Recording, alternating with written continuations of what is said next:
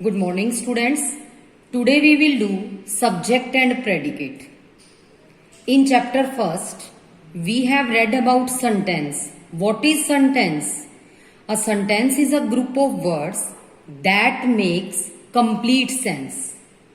कि जो sentence होता है वो क्या होता है? हमें complete sense देता है, complete idea देता है, किसी thing या person के बारे में हमें बताता है. सेंटेंस क्या है? पूरी सेंस देता है हमें. तो इसमें हम क्या करेंगे? सब्जेक्ट और प्रेडिकेट के बारे में. A sentence has two parts, subject and predicate.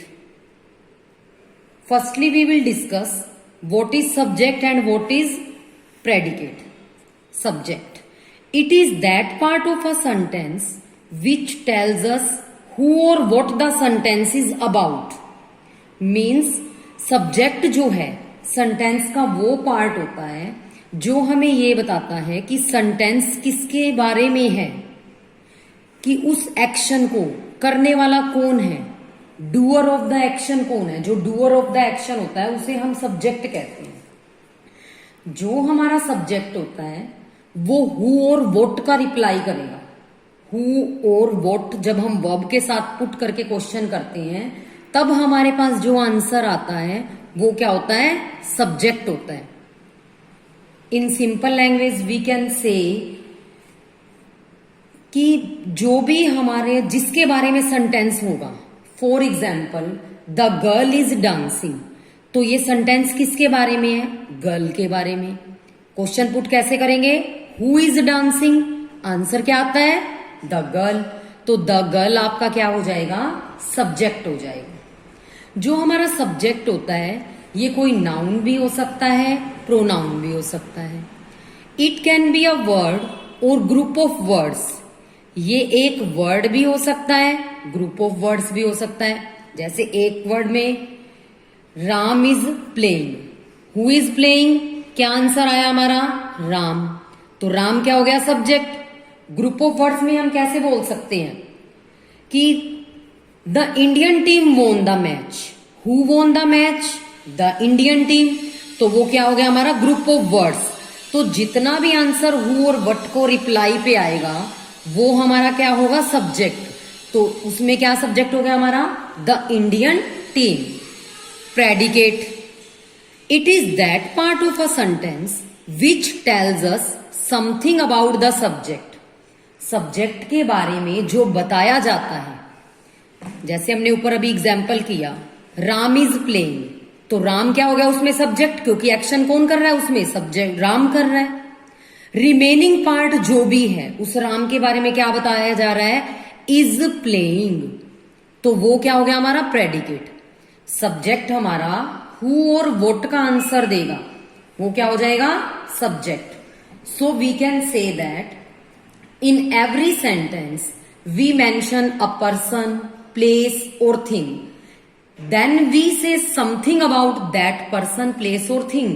तो जिस पर्सन और प्लेस और थिंग को उसमें मेंशन किया गया है वो सब्जेक्ट है, और उस पर्सन प्लेस के बारे में जो भी बताया गया है, whatever we say about that person place और thing is the predicate. We will discuss some examples to understand the subject and predicate. The Indian team won the match.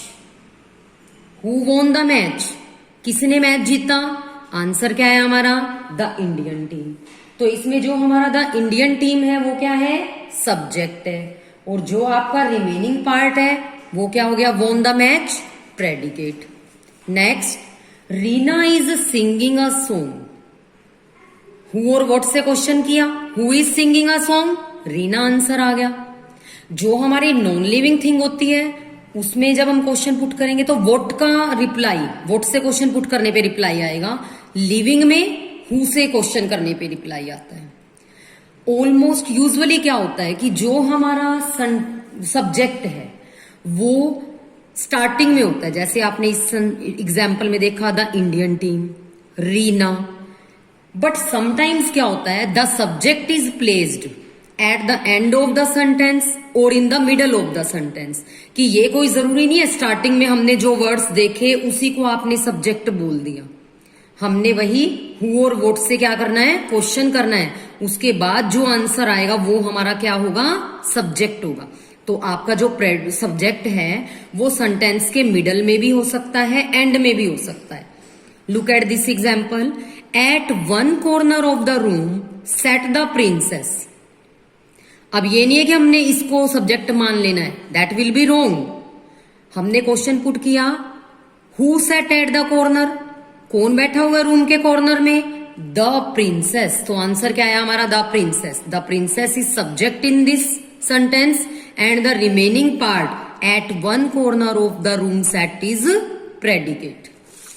Next, go there. अब हमने last video में sentences के kind किए थे, तो sentences के kind में हमने इंपेरेटिव सेंटेंस किया था। इंपेरेटिव सेंटेंस कौन से होते हैं, an imperative sentence is used to give command, an order और एन एडवाइस, कि जब हम किसी को ऑर्डर देते हैं, एडवाइस देते हैं, कमांड देते हैं, वो कौन सा सेंटेंस होता है, इंपेरेटिव सेंटेंस। हमने ये भी किया था कि जो इंपेरेटिव सेंटेंस है वो वर्ब की फॉर्म से स्टार्ट होता है, V1 से। उसमें सब्जेक्ट गिवन नहीं होता, सब्जेक्ट हिडन होता है, छिपा होता है। सब्जेक्ट कौन होता है उसमें, यू सब्जेक्ट होता है। जो हमारे इंपेरेटिव सेंटेंस हैं उसमें हमेशा सब्जेक्ट जो है वो यू होता है, क्योंकि हम ऑर्डर कमांड किसको दे रहे हैं, सामने वाले को दे रहे हैं, यू को। So we can say that in an imperative sentence subject is not given, the subject is always you, you subject होगा। और जो सारा आपको सेंटेंस गिवन है वो रिमेनिंग पार्ट हो गया, वो हमारा क्या हो जाएगा, predicate. Go there is predicate in this sentence. We can take another example and another example, bring a glass of water. तो आपने सामने वाले को कहा ना यू ब्रिंग, तो यू उसमें क्या हो जाएगा, subject. Bring a glass of water क्या हो जाएगा आपका, predicate. Next sentence, have they reached the station. अब हमारी हेल्पिंग वर्ब या WH फैमिली वर्ड जब सब्जेक्ट से पहले आता है तो वो हमारा कौन सा सेंटेंस होता है, इंट्रोगेटिव सेंटेंस होता है। इंट्रोगेटिव सेंटेंस में अब स्टार्टिंग में तो आपकी हेल्पिंग वर्ब आ जाएगी, तो आप उसको सब्जेक्ट नहीं कहेंगे, वही हु और व्हाट से क्वेश्चन पुट करेंगे। Who have reached the station, कौन स्टेशन पे पहुंच चुका है, आंसर क्या आया, दे। तो आपका दे क्या हो जाएगा, subject. Remaining part have reached the station, ये क्या हो गया आपका, predicate. Next, how hard she worked, ये हमारा एक्सक्लेमेटरी सेंटेंस है कि उसने कितना हार्ड वर्क किया, ठीक है ना। तो इसमें भी प्रेडिकेट और सब्जेक्ट फाइंड आउट करने के लिए हम क्या करेंगे, हु से क्वेश्चन पुट करेंगे। हु वर्कड हार्ड, आंसर क्या आया, शी। तो शी हमारा क्या हो गया, सब्जेक्ट। और हाउ हार्ड और वर्कड क्या हो गया, प्रेडिकेट। सम सेंटेंसेस जो होते हैं हमारे वो देयर से स्टार्ट होते हैं, ठीक है, देयर। तो ये नहीं है कि हम देयर को क्या कहेंगे, सब्जेक्ट कह देंगे, it will be wrong. There is a pen on the table. अब हमने ये देखना है कि उस सेंटेंस में किसके बारे में बात हो रही है। What is on the table, table पे क्या है, तो आंसर क्या आया, अ पेन है। तो पेन क्या हो गया हमारा, सब्जेक्ट हो गया। तो देयर से स्टार्ट होने वाले सेंटेंस में हमने ये देखना है कि वो सेंटेंस किसके बारे में है, वो आपका सब्जेक्ट होगा।